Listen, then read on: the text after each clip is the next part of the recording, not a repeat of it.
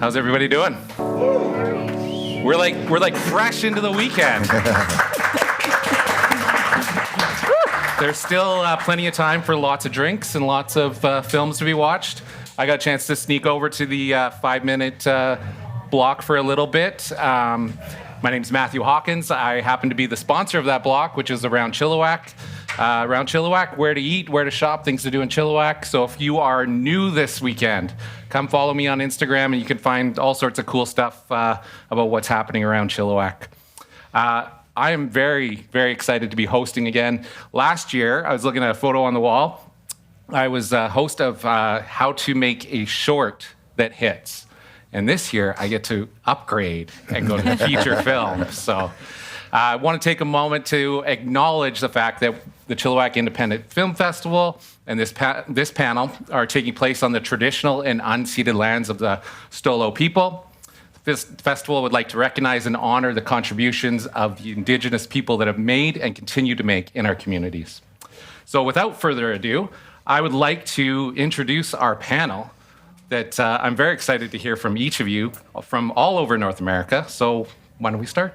Alphabetically last. Hi, I'm Norm Wilner. I'm the Senior International Programmer for Canada at TIFF, which is a weird contradiction, but it's just the job title. We're all international programmers. I just happen to specialize in Canada, along with Kelly Boutsalis. We program the feature selection at TIFF. So this year, I think we had something like 26 features, documentaries, and a couple of television projects that came through us. Basically, if it's directed by a Canadian filmmaker or made with Canadian money, it comes through Kelly and me. So I think we saw something like 278, 279 features. Wow. And picked about a tenth of them. And there was another tenth that we could have happily programmed. We're having a really good season. Awesome. We're having a great run, actually, for Canadian cinema. So I was a journalist for 30-odd years. I wrote for the Toronto Star and Now Magazine, and I sort of have ended up becoming this booster for hometown cinema and homegrown cinema across the country, and it's kind of thrilling, actually. It's a great gig. Yeah, that's awesome. Yeah, thanks. My name is Brian Owens. I am Artistic Director at Calgary International Film Festival. Been there since 2018. Prior to that, I was Artistic Director at Nashville Film Festival in Nashville, Tennessee. And before that, I was Executive and Artistic Director at Indianapolis International Film Festival, which is my hometown. Along with being Artistic Director, I'm also the documentary features programmer at SIF. And I nudge Brenda, who's our features programmer, a lot about animated features. So documentary and animation is kind of my specialty, my field. Very cool. Yeah. And I'm Annalee Lawson. I'm Film Festival and Screenplay Competition Manager at Slamdance. I also do programming for quite a few other festivals as well as jury stuff. So, and try to still find time to do my own projects as well. Always, right? Yeah. Rough idea, like how many features have you watched in this last year? Including, well, I guess I'm counting some shorts too that I watch because I also work on the animated shorts. So on average, I watch about 1,100 movies a year. Wow. Features and shorts. Some features don't make it all the way through, just to make sure, to be honest there. Yeah. Anna? I think I've watched at least 300 or 400, this year. Which, like, we just hear 1,100, and then we're like, oh, 300 or 400. That's still impressive. That is a lot. I also read screenplays during the screenplay competition, so it's... So you never sleep. Yeah. So in the last couple of years, can you guys tell us what's really sticking out in the feature film world? What are you noticing as a trend that is working in festivals right now? Yeah, we'll start with Anna. Sure. I mean, at Slamdance, we're always just looking for something outside the box. You know, we're looking for something that doesn't fit any type of mold, something we've never seen before, something that surprises you when you're watching it and constantly does, something unpredictable. So for you in the last few years, what's something that has really stuck out for you? Both of our winning films last year were pretty impressive. They were both from Italy. So, they were very exceptional in that way, and they both were full of surprises. So that's something for me where it was just like both of them were, and they were both very different, even though they were both from Italy. They were so different. That's cool. Yeah. Yeah, it's similar in the sense of like we're always looking for something that jumps out, that stands out, that has a unique perspective.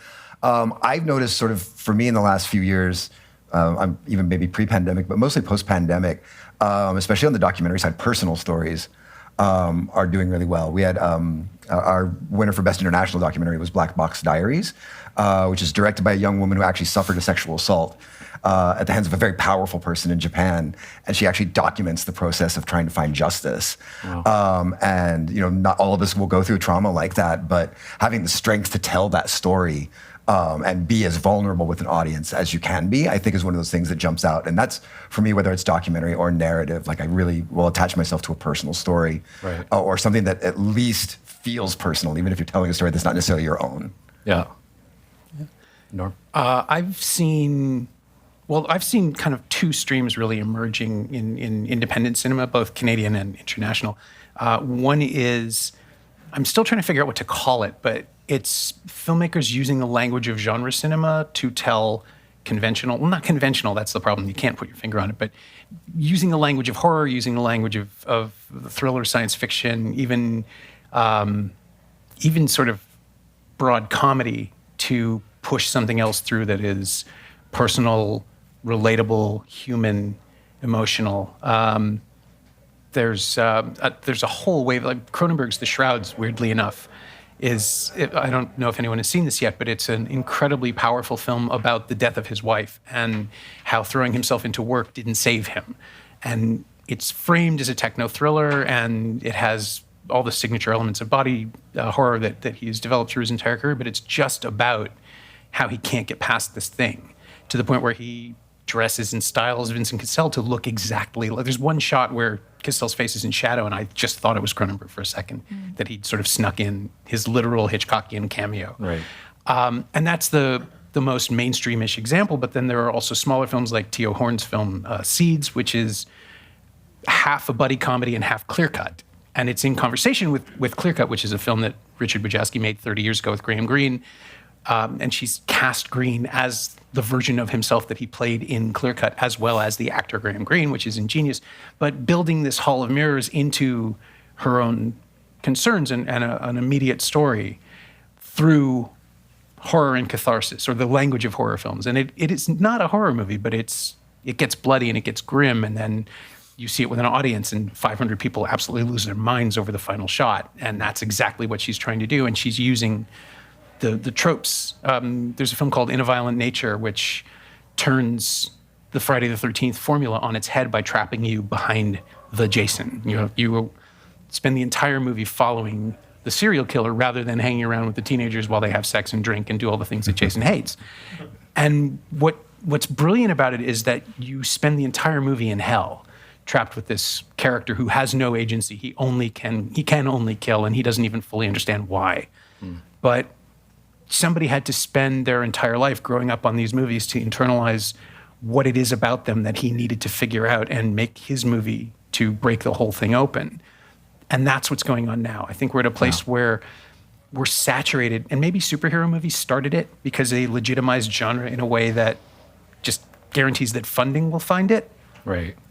And so now if you have a pitch for a Friday the 13th movie that's not a Friday the 13th movie, you can make something weird and personal and artistic using the pieces that everyone already recognizes. So it saves the time of the filmmaker. You don't have to set up the world. It limits the audience in that you'll only get people who've seen a Friday the 13th movie, but who hasn't seen a Friday the 13th movie, or at least know what they are. Right. So that access and that sense that the world is ready to start taking things apart and seeing how they work in narrative terms and cinematic terms, that's going on all over the world. Very cool. And the other thing is just people through the Talent to Watch program in Canada getting the chance to tell the story that they wouldn't have been able to tell otherwise. Think of something like The Queen of My Dreams, which we programmed 2 years ago. Fawzia Mirza has been trying to make that movie for 10 years, and it wasn't until the opportunity to access the funding was there that Fawzia was able to direct it as well as write it and produce it. And it's great. If you haven't seen it, it's on Crave now, I think, and it's just this personal, interesting, tiny, beautiful vision with Amrit Kaur from The Sex Lives of College Girls, who won the Canadian Screen Award for it. And it's just, again, one of those things where 5 minutes in, it's just like, oh, somebody is doing this because they had to. I'm seeing a movie made by someone who desperately needs to make this movie and succeeded. Right. And that's the thing that's happening now. Very cool. In droves. It's great. So we're talking about how to make a feature film that hits. Why don't we reverse engineer that a little bit? What are some common mistakes that that people are making in trying to create a feature film that hits at a film festival? I think sometimes it's just racing to make a film before everything's ready. For me, I would say, because I feel like it's better to wait a year and have everything solid, like the sound and, the picture and the acting, than to just jump into it. And then, Do you think that's because people see the deadline of the festival and they're just trying to rush to make that deadline? yeah. And I feel like rushing to make something, it never ends up being, it's never the great, it puts everybody in like a state, so I feel like it kind of comes off on the screen. And then, as everybody's used to watching works in progress, for sure, like that's a totally different thing. But if it's just like, the elements are not there, and if you would have taken the time, it would have been, I feel like that's like a big thing that I see the most. Osgood Perkins said it last night, like about holding the hose. Mm-hmm. You can try and squeeze it to death and nothing will come out, but if you just let it go. It's 100% that. Yeah. It's like, you've just got to have patience, and Right. that's hard to learn as an artist, because you really want to put your stuff out there, and I totally get that. But it's like, you also want it to like be as professional as possible. Right. Yeah, Anna mentioned it, but I'll reiterate it. The death knell for many a film that I've seen, narrative feature or documentary feature, is poor sound. Yeah. Literally, I think it's one of the most important pieces of your film, and a lot of filmmakers overlook it. Right. Just like, hold that mic up there, and we'll move on. And it can knock a movie down several notches. And again, mentioning works in progress, like, if you let me know up front that like your sound's not complete from that perspective, I'll go along with you. I remember watching back when I was in Nashville, Andrew Hayes' Weekend came in, and it was a last minute submission, still as a work in progress. And he literally was like, I have not done sound correction yet, but I really want to get in. And my partner and I were watching it at home, having to like, turn the volume way up. Yes. Turn the volume way down. Turn the volume way back up. But it was fine in the sense of like, I was prepared for that because I was told. Right. Now, if you submit a work in progress like that and you don't tell somebody, especially a previewer, because a lot of us also have volunteer previewers who also help narrow the pool down, you're gonna get dinged really quickly. But it's better if you can to get that film turned in once your sound is actually exactly where it needs to be. The other that I've witnessed in a lot of narratives, especially in some shorts, but also features, is pay attention to your supporting cast. Like, people will invest a lot in their like lead performers, and then they're like, oh, this person's a server, I'll just have my cousin play the server. And then this like nice, well-made movie, but all of a sudden someone who's never waited a table in their life walks up and is like, hello, what can I get for you today? Like, I'm like, what's easier? Put your cast in an actual restaurant and let a server be a server. Yeah. Like, it's better for small things like that to just have people who do that for a living, have them be in the movie and talking as if they're just doing the thing, than trying to like put a square peg in a round hole and resulting in an annoyingly bad side performance that again drags your film down a couple pegs. So don't rush, be patient. Attention to detail is kind of what I got from you. And I can boil this down to don't chase trends. Do not make the movie that is big right now. Somebody just did that.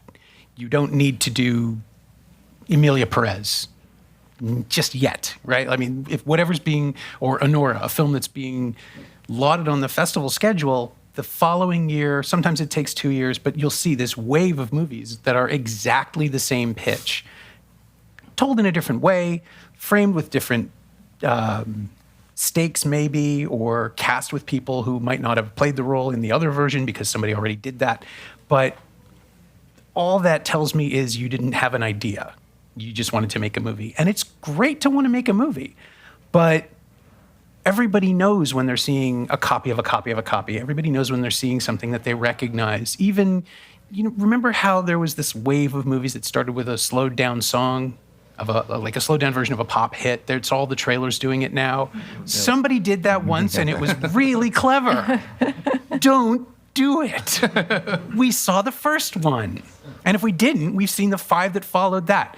Just the need to immediately do the thing that makes money or gets attention.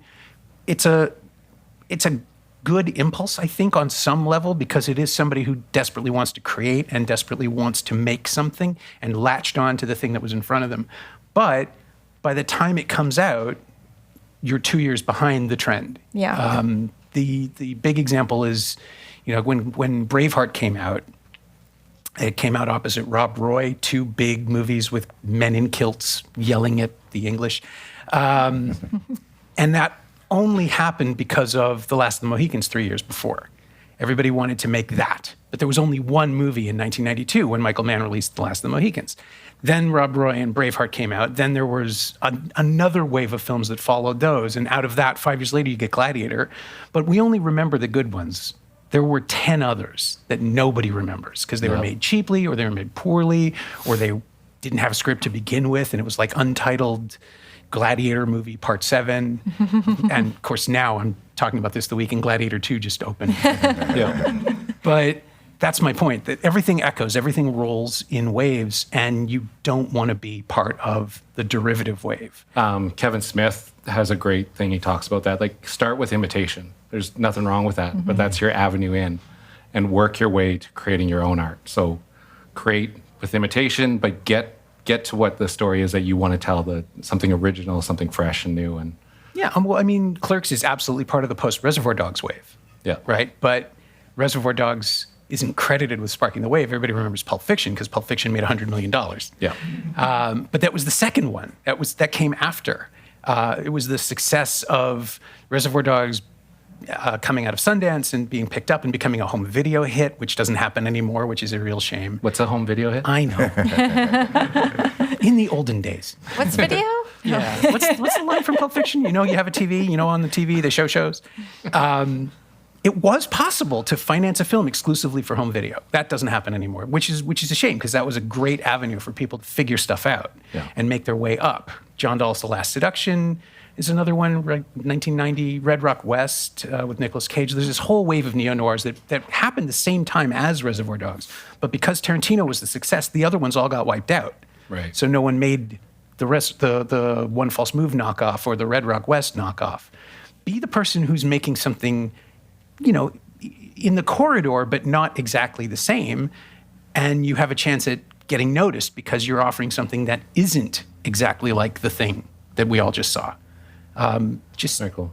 Tell the story you want to tell. Don't tell the story that you think will sell. Oh, shit, that rhymed. I'm sorry. How many people here are working on a feature film right now?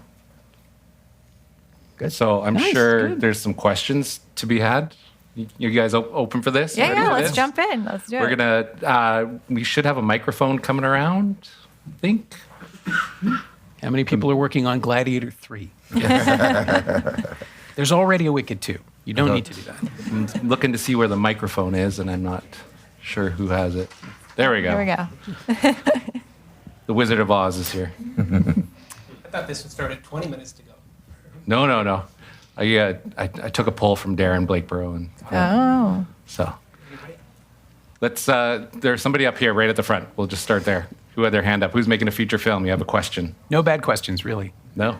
So you guys put your hands up, and now you don't want to ask questions. There we go. Thank you. Can you pass this to the next person? Thanks. I guess there's a lot of films that are coming out right now that are very genre based, that are blowing up, like horror films and Terrifier, like we just talked about in the last program. And I guess it is nice to hear, and I guess I'll just ask this question again. But films that are what about films that are personal resonate with you guys as programmers, particularly when it doesn't sort of filter into a genre? Because I guess as a writer, it's sort of you're kind of afraid to follow it because you don't know where it fits in. And so, and then in that space, you don't know how to sell it completely. Mm-hmm. And so I guess the question is why do personal stories sort of resonate with you guys as programmers? I'd say for Slamdance, those are the ones we love the most, the ones that are undefinable, and sometimes those ones are ones where you're like, is it a doc? Is it narrative? Like, I'm not sure. So we're like, well, we'll put it in every category. Everyone will watch it. We'll have them decide. Have all the programmers decide. So I think that and the genuineness of a personal story also shows on screen 100%. So I think that personal stories are like, I lean into those. I think everybody does. Yeah, it's easy to connect. There's actually an example of a film that's playing here that is a personal story, but is told in probably one of the most unique ways that I've ever seen from a documentary. It's Grand Theft Hamlet. If you haven't seen it, you've got to go see it. It is also one of the most amusing documentaries that you'll ever see. But if you haven't already read the description, it's about two actors who are out of work during the pandemic who meet in Grand Theft Auto and decide to stage the entirety of Shakespeare's Hamlet within the world of Grand Theft Auto. And it is, it's a brilliant documentary, but it is also a personal story. And that's what makes it so unique. So I think sometimes it's also about finding like, okay, this is the story that I want to tell, but what's this unique angle that will bring to it, that I can bring to it that's going to make it stand out. And I know one of my programmers saw it at South by Southwest and said, "You've got to see it." It got to us, and I knew I had to have it in the festival. Huge hit. And then recently just got picked up by Mubi. So you're also going to have the opportunity to see it at large, which is fantastic. But yeah, so I think that personal story, but also sometimes finding that twist or that unique element in telling it that's going to make it jump out a little bit further ahead of some of the others. That's what's going to get a programmer's attention, a producer's attention, funders, and hopefully audience eventually. Right. Yeah, I saw a film. We programmed a film this year called "Really Happy Someday" from a director named Jay Stevens, and it's a trans narrative about a. How can I put this without spoiling literally everything about it? It's about a trans man who is recently transitioned and trying to get his voice back into singing shape because previously he was a musical theater star in Toronto, and his eponine in Les Mis is the stuff that all the agents keep talking about, but he can no longer hit those notes because he's on testosterone. And the actor, Bretton Lalama, is working through his own voice training in the film. It's not, the film is fiction. It's a fictional narrative, but the scenes of Bretton as this character Z with a voice coach who is a real voice coach are real. And it's incredible. It's an easy metaphor for transition, but it's also emotional and immediate and palpably real.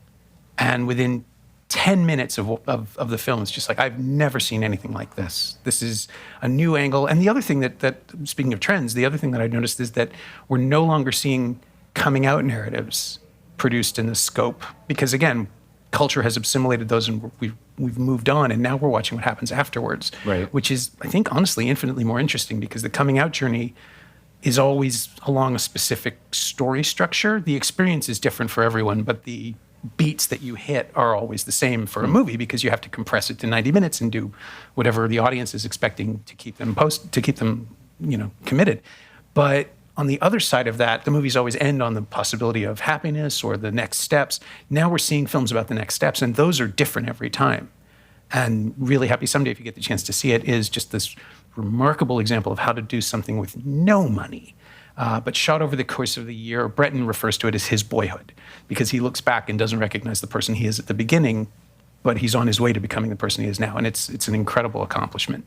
Awesome. Never seen anything like it. And that was, to put that in front of two audiences and just watch it explode every time, that was wonderful. Yeah, so don't be worried about trying to fit into a genre. Like, tell your story is basically everyone's saying that. Thank you. You're welcome. Hi, I thought I could ask a question regarding the topic, to change it a little bit. If I were to ask you how to make Canadian feature films a hit, what would you suggest? Because if you go to the markets, Canadian films don't sell. A lot of the, particularly Asian markets, they don't even know Canada even makes films. A lot of the drama that comes out of Canada, they don't sell, they can't travel to even some of the large festivals. The only thing that seems to make it outside of Canada is the outlier of one or two action and a few more horror. because you guys, as programmers, have so much exposure to international films. I'm sure you guys have seen in the last 5 years the explosion of Korean content, right? What kind of advice could you give us filmmakers, regarding the types of stories that we tell that could go outside Canada, people would actually want to watch and buy? That's a good one. I will say this: through films that have come through Calgary recently, we actually have seen a few that have been picked up, at least in the States. I think that's got to be target one, and then you look at it expanding further than that. But Chandler Levac's "I Like Movies," I think that really what translates very easily to an American audience. Humanist Vampire, seeking a consensual suicidal human, got picked up in the States. I think it's an example of genre that made it through, but it's more than a genre film. I think there's some real personal storytelling in that. Universal Language is going to be released in the States too, which is really exciting. Canada's picked for foreign or international feature at the Oscars. I think, in a sense, if you're really looking at the scope of getting outside of Canada and reaching audiences in the States and beyond, you also then need to, I don't want to use the Marvel formula, but let's film this one action sequence in China so we know that it'll get an audience in China. But ways of finding an international angle that can also be of interest somewhere. I think co-productions are a great value. I know there's a lot of talk about co-productions, and I think finding those avenues of working with, say, a French producer, an American producer, a Korean producer, that maybe you find that story that bridges the cultures and then at least finds another audience for your film. Yeah, there's nothing wrong with a co-production. I mean, I was thinking of Matt and Mara too, which has gone through 15 festivals and is playing here as well, and Universal Language, which was all over the map. These are films that are very, Universal Language was a provincial co-production, but Canadian film, and Matt and Mara is a Canadian film.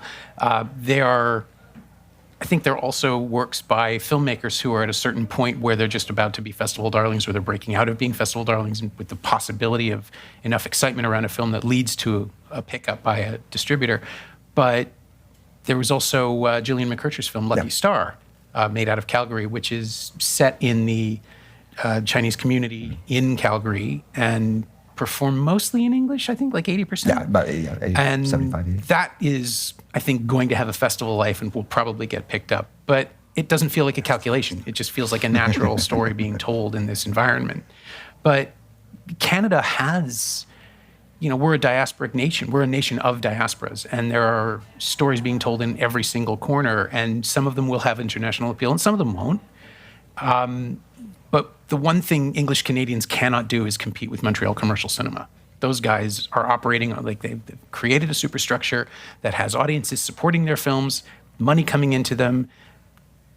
There will probably be one or two English Canadian films that come close to what they're doing in Montreal, but those guys, they can export to France, they can export to other French-speaking countries. They have an advantage. So I don't think trying to copy that strategy will work for English Canadian cinema. But what you can do is look at the community where the stories that you're interested in telling are, and then figure out if there's a way to just make them, tweak them 10 degrees to appeal to other markets and other cultures. But don't chase that, because that will blunt the film, ultimately. I mean, I think a film suffers when people chase the idea of being able to sell it rather than being able to hold an audience. 100%. Yeah. There's one interesting example of a woman that I met with over the summer. She had immigrated from Nigeria, was a filmmaker in Nigeria, and made her movie One Day in Lagos, which was very successful in her home country. And this year, 2025, she begins production on One Day in Calgary, which is going to be sort of a follow-up and a newcomer's tale. That I think maybe connecting with newcomers as well, and hearing their stories and bridging that gap can also be a way of expanding an audience outside of Canada. Who's next? There we go. So one of my friends' new successful feature films, The Last Video Store, comes from a line of Frankie Frico and Psycho Gorman and this kind of over-the-top exploitative genre-based films. Do you see this as just kind of a trend or a growing Canadian voice in the festival space? Well, I think that it's interesting because my festival's in the U.S. I think we often don't really think of voices we think of voices from everywhere because our programming is like 50% U.S. and then 50% not. So, and How much percentage Canadian? as much as we can get, Good answer. Yeah. So it's difficult. Like I think that if something's really good, and it kind of goes for both of your answers, honestly, it just resounds through everything, and that's what, just aim to tell your story and not think about the trends or think about, what is viable, because I think if you get caught up in that, it can really distract you when you're making something. Yeah, the sort of intentional cult film, which is kind of a little bit to what you're speaking of. I think there's always going to be an audience for that, but it's also a trend that gets saturated. The audience gets bored, moves on to something else, and then the right movie comes along, and then it comes back again. So I think there's a little bit of risk. It kind of goes back with what Norm was saying about following trends.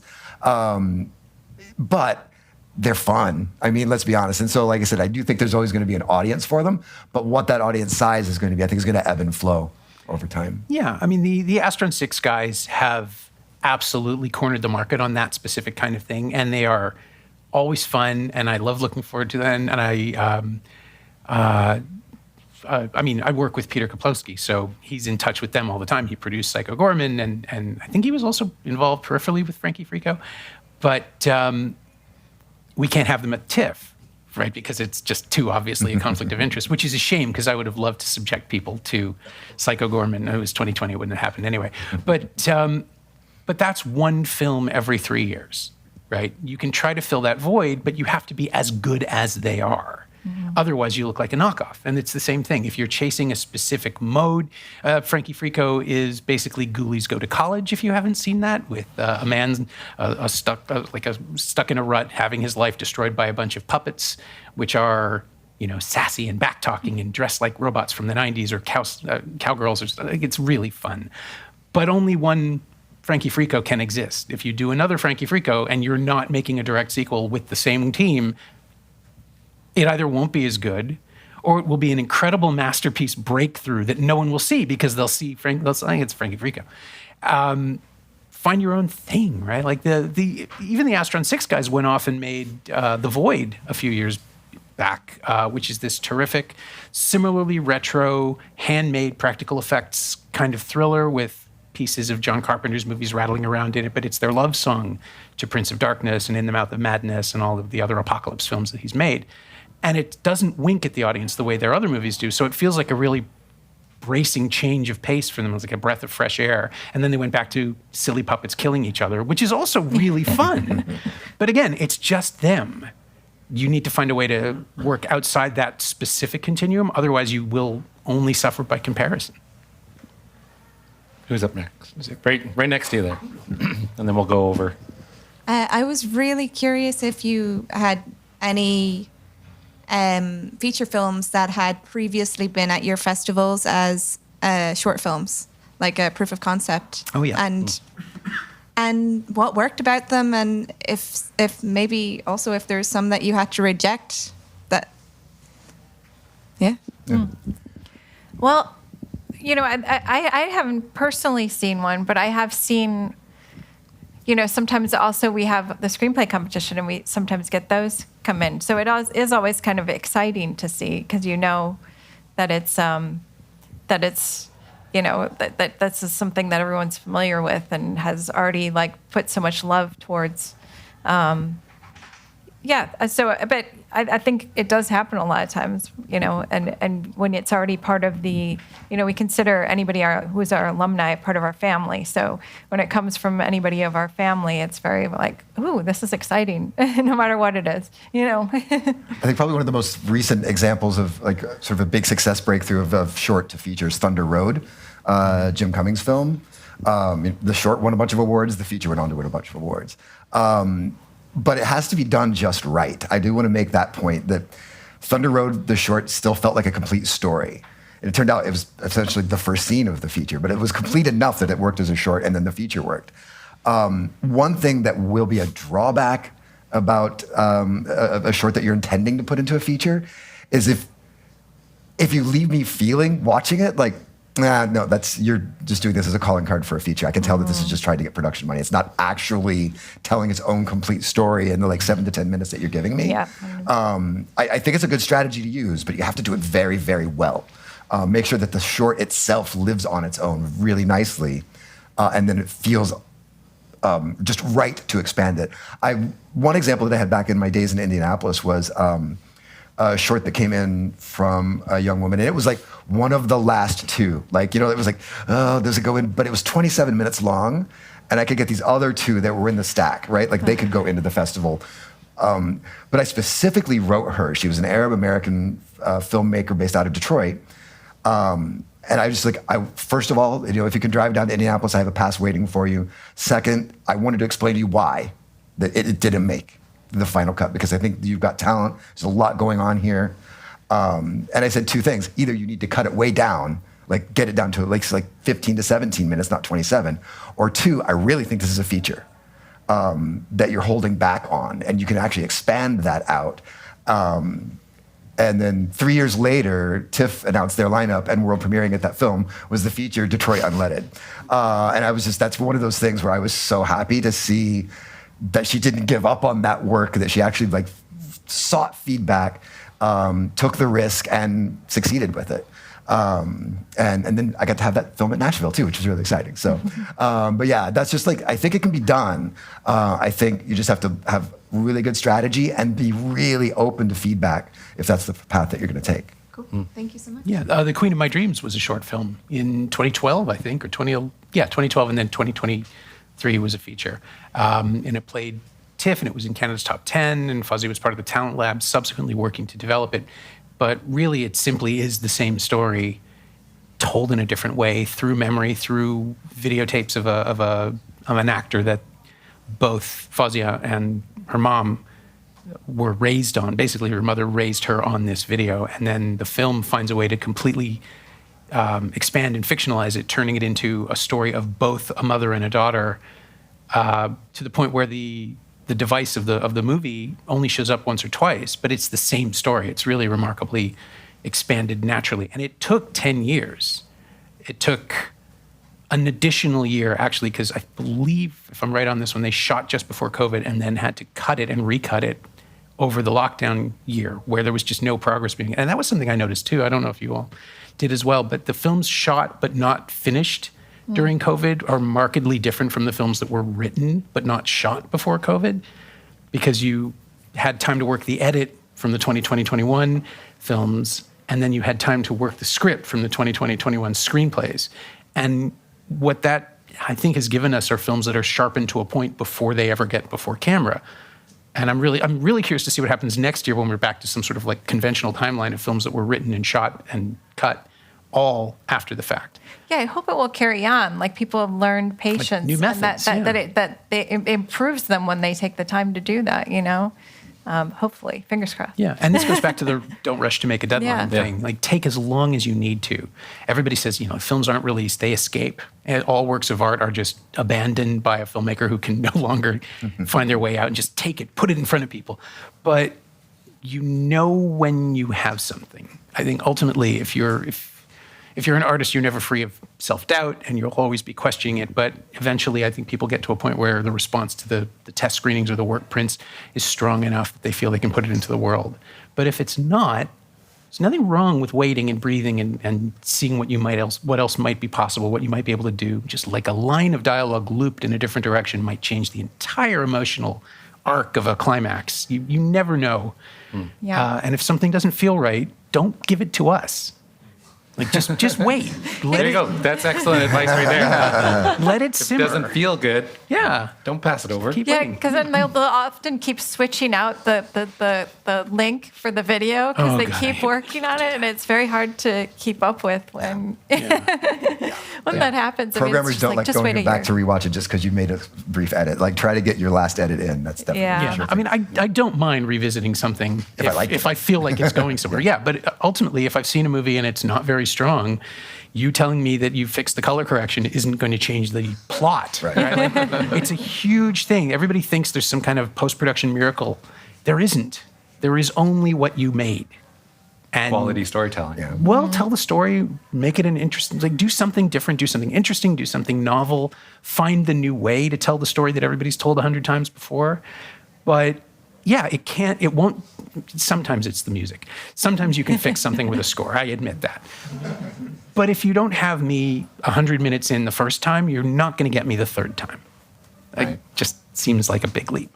And I'm sorry, I stepped on your question this back there. gentleman over here. I think, yeah, there's definitely a fix it in post joke there. My question's is sort of around themes or kind of trends as we've been talking about, but in the sense of have you, in your experiences as programmers, you sort of get to see the sort of the creative zeitgeist coming in year over year, and so what I'm curious about is not about filmmakers having seen something and then jumping on a trend that's now existing, but collectively, unknowingly, all sort of making not necessarily the same film, but looking at a particular theme, like something that, for whatever reason, in the world zeitgeist, whether it's geopolitics or themes of isolation and COVID, do you see these sort of patterns where it's like a lot of people this year have submitted films or are making films about this? I'm very curious about that, if that's true, and what some recent trends in that regard have been, or some real striking seasons where everything was, the Alexa trying to kill me this year or something. Yeah, hands up everybody who watched at least 5 movies of people in a cottage trying to deal with the end of the world. Yeah, it is interesting, because it's also part of programming is that if we have 3 strong films all about the same thing, you're kind of like, well, we can't really have 3 films all about the same thing. So that's also, it kind of does go into, telling a unique story too. Because there are, I don't want to give too much away of things that I have seen this year, because we are literally working on programming right now. And we'll have our lineup in, under a month. So but there are things that I've seen and I've been like, wow, I saw 3 really strong films, all of the same storyline. Like, I don't know if we could have them all, together, because it just would be, kind of repetitive. But even though they're all so good, it is a bummer sometimes when that happens. And is it because they're following a trend? Maybe. It could be. I do think sometimes ideas are formulated as a response to what is happening in the world. Yeah. So you'll get very similarly themed films. This one is the weirdest experience I've ever had. And goes to that. Programming docs in Nashville one year, I got 3 feature-length documentaries about the rediscovery of the ivory-billed woodpecker. 3. And you put them all in, right? Yeah, of course. Who doesn't want that? Was there one that was Head and Shoulders better? And why? Was it stylistic or? No, they were all fairly mediocre. But at the same time, still, it was just weird watching 3 of them come in the same submission cycle.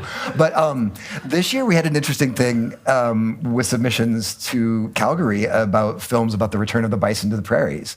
More than I could conceivably put in, but all quality, like really all high quality. I ended up going with there was a almost feature-length short that was made in the Calgary area, and then a feature that was made in Alberta, which left me rejecting one from the States that was really, really good. But I'm like, I can't have 30% of my doc program be about the return of the bison. So but again, that just says that that is the thing that is happening. So filmmakers are responding to it. And I think you're going to see that in narrative and documentary. So it just means if you are making something that is a response to current political events, that you got to be really strong, because you're probably going to be competing against other films of the same topics. With the recent U.S. election, God knows what the films are going to be like in the next couple of years. So who knows? Yeah, I have noticed a trend in Canadian films, specifically Toronto movies, that so many films now are not about how hard it is to live in Toronto if you don't have money or status, or how hard it has become to live in Toronto in the last 10 years. but they use it as a motivator. There's a film called I Don't Know Who You Are by M.H. Murray, which is, I mean, facetiously, I described it as the Canadian Uncut Gems because it's about a guy trying to raise $900 for PrEP medication after he's sexually assaulted in the course of a weekend before it becomes ineffective. And it's $900. And somebody has a throwaway line about how, well, that's my rent for a month. And I knew the audience was going to be mad at him in that moment because nobody pays $900 for rent. In Toronto, it's like $2,500 minimum for the space that he's talking about. Nobody pays $900 in Calgary, so. Really? Or LA, yeah. But it's just one of those moments where it's like that line doesn't ring false. It's a loft space. It's legitimate. This guy's living in terrible conditions, and that's part of his problem. But I knew that's like, are we going to lose the room for a second? Is this going to be too much for people? And it's like, no, they'll get it. And it played. But then I started seeing it everywhere. Matt and Mara is about academics and successful people who are given the excuse of having been successful early on, so we don't question why they're living in reasonably nice spaces. They're not fancy, but they're just in, nice houses and decent apartments. And then there are other films, like a film that was ultimately released under the title Soft, which is about 13-year-old queer kids obsessed with getting into a gay bar in the village, in Church and Wellesley in Toronto, in the village, where they will not be allowed. They're children.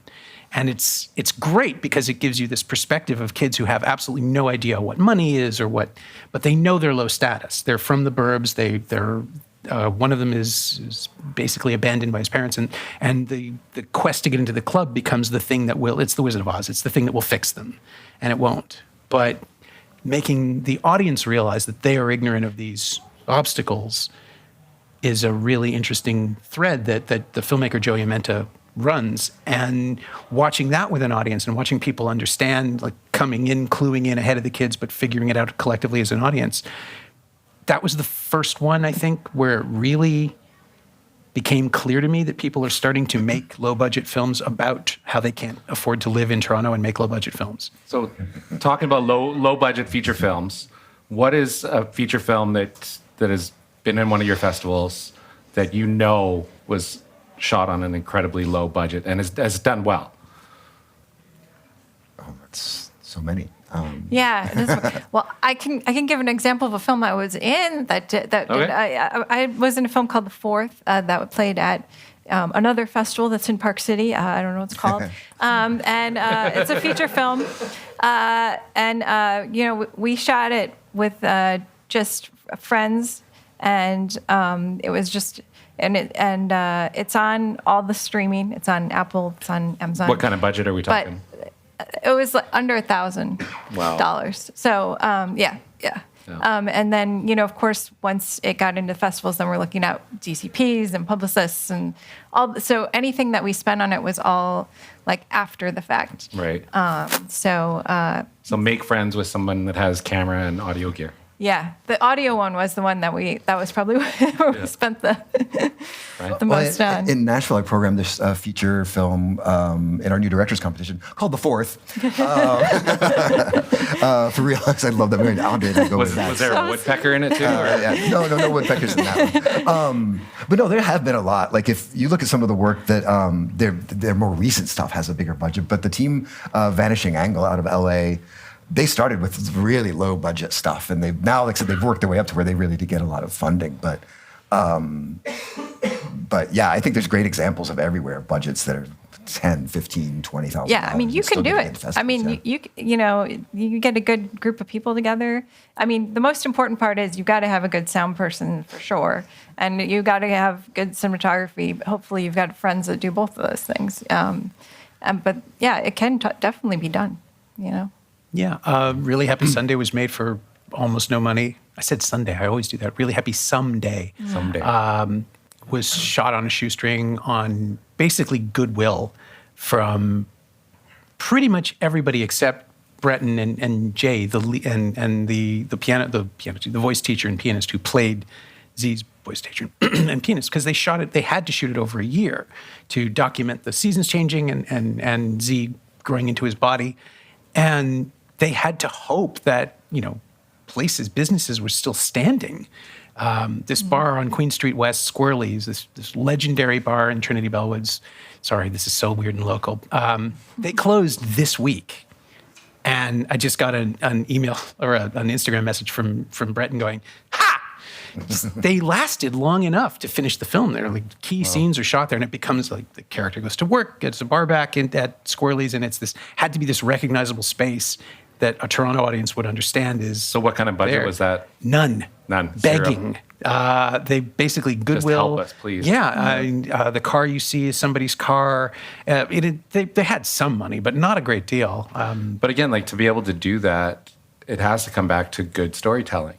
If you don't have a good story to tell, someone's not going to jump on and be like, "Oh, great, we're going to make another Cabin in the Woods apocalypse movie." Well, yay! Yeah. Or something like that. I mean, is so somebody unique and somebody different. will because they'll just point to this financial success of all the other Cabin in the Woods movies. Yeah. This was people taking a flyer on a project that just had no business model, other than go to film festivals, win people over, and see what happens. And they made art. It's kind of wonderful. We got time for one more question, maybe two. Yeah. And there's a hand way back there too, in the corner. So, is this on? Yep. Okay. Like behind the curtain of the festival scene, you three of you happen to come from pretty high tier festivals. How much do programmers talk to each other, to other festivals programmers about what they've been seeing? Mm-hmm. And in relation to trends like these, is there a concerted effort at all of, I've seen X number woodpecker movies. How many are you guys programming? And, if you're programming this one, we want, et cetera. Like, how much do you influence each other in the festival world? I'll go first because Slamdance works really differently than other festivals. We program only from our submissions pool. So whether something has buzz about it or not, we don't really, it doesn't sway us either way. If something's screened a whole bunch of places, we don't. That's not, we don't let it affect our opinion either way.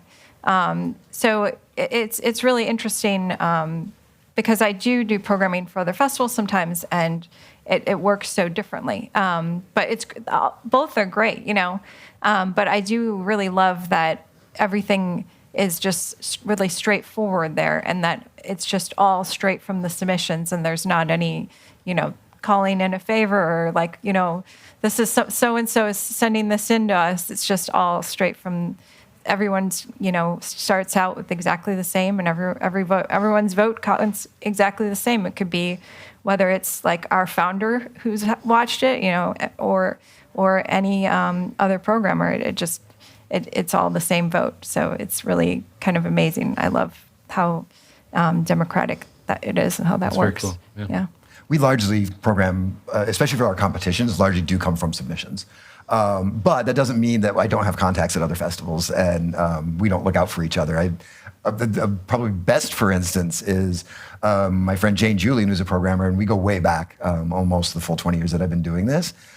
She happened to be at South by Southwest last year and saw the documentary Jeff McFetridge Drawing a Life, which is about artist Jeff McFetridge, who was born and raised in Calgary. So she got that to my attention immediately. It became our opening night film.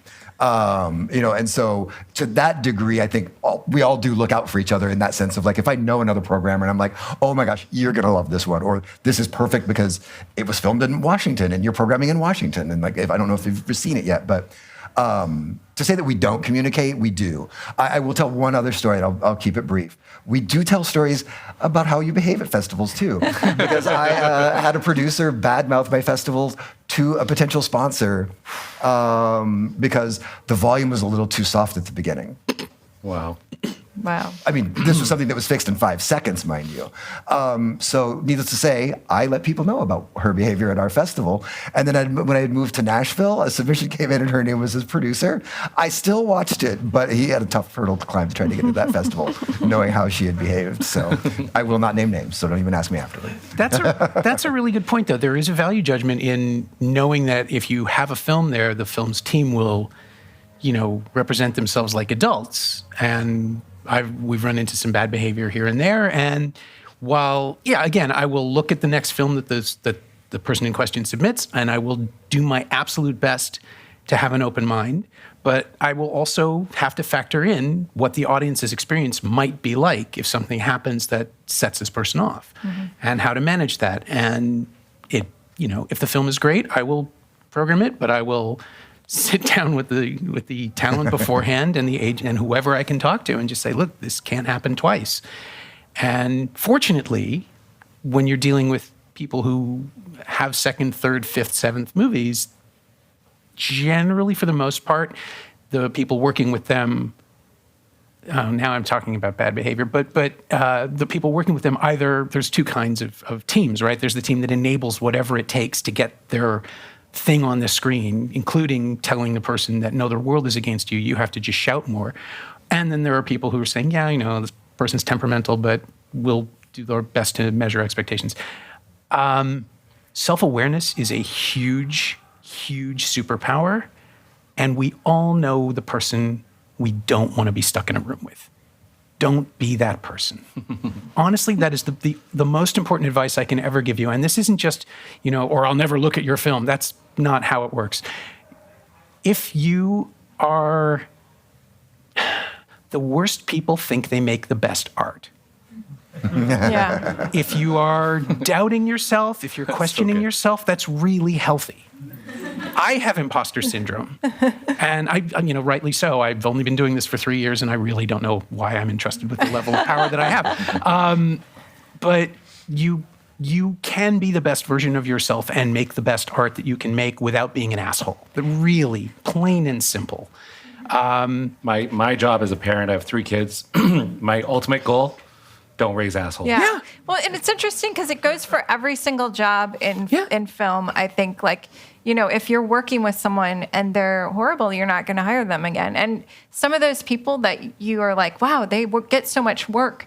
I once met Tom Hanks, and I was like, he's the nicest, like person I've ever met. You know, you're like, no wonder people want to work with him. He was funny the entire time. You know, there's a reason when people really thrive, and I think being nice and genuine really does pay off. Yeah. And never lose that.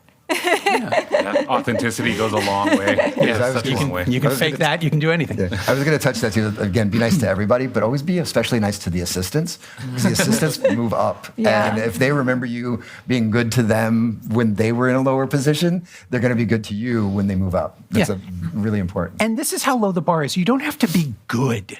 You just have to be a human being. You just have to be a decent person. The one thing we define ourselves as programmers, I think the one thing, even though you know on some level you're going to have to say no to things, you're going to have to disappoint people, I really don't want to be the worst part of anybody's day. Yeah. Especially at the festival itself. Like, all those gears are grinding, all those things are going. Anything can set anybody off, and, you know, we interact with you for 5 minutes and then we move on to our next thing. But, you know, it's like the speech that Ryan Gosling has in Drive. When I'm with you for those 5 minutes, you are the focus of my world. I will do whatever it takes to make your movie succeed. And hopefully that relationship carries on to the Q&A and then the next film and the next film and all of that. But you have to give the new kid the exact same treatment as the veterans, because otherwise they won't want to come back and they won't want to make a movie. And they're there because you like their movie.